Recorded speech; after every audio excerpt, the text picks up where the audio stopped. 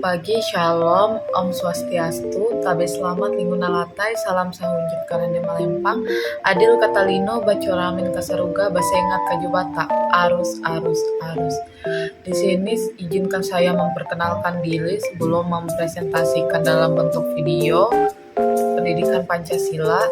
Perkenalkan, nama saya Rizka Natalia Putri dari Rombel B PGSD Angkatan 2024. Di sini saya akan mempresentasikan pengembangan solusi Pancasila untuk tantangan lingkungan dan ekonomi dalam judul Pancasila sebagai solusi atas tantangan kontemporer generasi Z. Pengembangan solusi Pancasila untuk tantangan lingkungan dan ekonomi.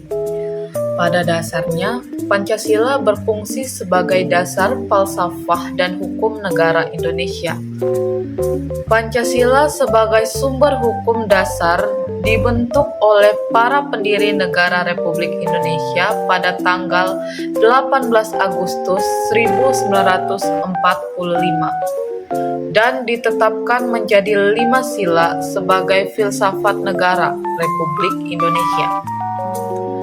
Pancasila merupakan pandangan hidup, kesadaran, cita-cita hukum, dan cita-cita moral yang luhur yang meliputi suasana hati dan karakter bangsa Indonesia.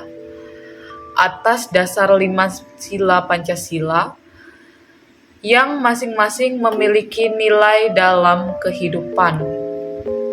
Tidak mengherankan bahwa Pancasila diajarkan di semua lembaga pendidikan, baik dari tingkat dasar hingga perguruan tinggi. Ini dilakukan untuk menjadikan Pancasila sebagai pedoman bagi masyarakat, terutama generasi penerus yang akan memimpin bangsa Indonesia di masa depan. Salah satu cara untuk memperkuat nilai-nilai Pancasila dalam masyarakat adalah dengan menghormati dan menghargai perbedaan yang ada di dalam kehidupan masyarakat. Selain itu, nilai-nilai Pancasila juga digunakan sebagai pedoman dalam kehidupan berbangsa dan bernegara dan bermasyarakat. Seseorang harus tetap berpegang pada nilai ini.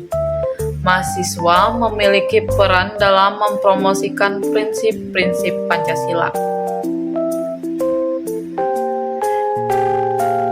Menurut Roosevelt 2015, sistem ekonomi adalah kumpulan organisasi dan mekanisme yang dibangun oleh suatu negara atau wilayah untuk mengatur produksi, distribusi, dan konsumsi barang dan jasa.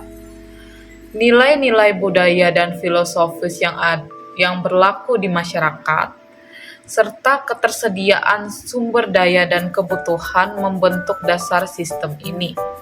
Sistem ekonomi tidak hanya mencangkup aktivitas yang berkaitan dengan pekerjaan dan produksi, tetapi juga elemen lain dari kehidupan, seperti pendidikan, kesejahteraan sosial, dan rekreasi. Semua aspek ini memiliki dampak ekonomi karena pilihan tentang bagaimana sumber daya langka dialokasikan. Pemahaman ini sangat penting dalam konteks ekonomi Pancasila yang berpusat pada nilai-nilai gotong royong dan keadilan sosial. Sebagai fondasi ideologis, Pancasila menekankan bahwa perekonomian harus berfokus pada kepentingan rakyat sebesar-besarnya, bukan kepentingan perusahaan. Mengembangkan solusi Pancasila untuk menghadapi tantangan lingkungan dan ekonomi melibatkan beberapa penerapan nilai-nilai Pancasila dalam kebijakan dan tindakan konkret.